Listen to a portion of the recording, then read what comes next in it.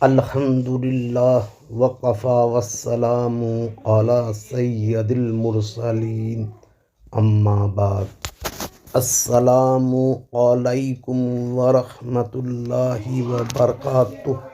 رجس کا معنی شیطانی وسوسہ، برائی، عیب، شک و شبہ وغیرہ ہے۔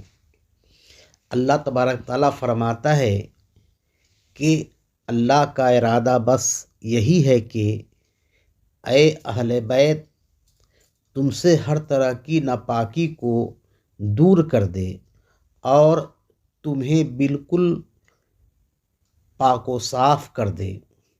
یہاں اہل بیت سے مراد ازواج مطہرات اور حضرت علی اور فاطمہ اور حسن و حسین رضی اللہ عنہم ہیں۔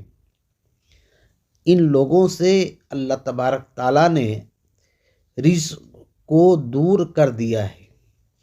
یہ لوگ گناہ سے محفوظ ہیں، ان سے خطا کا امکان ہے مگر اجتہادی ہے، اس پر گناہ نہیں ہے۔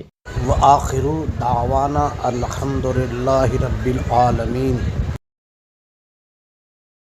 اگر میری بات آپ کو اچھی لگی ہو تو برائے مہربانی اس چینل کو سبسکرائب و لائک کر دیں اور کامنٹ کریں۔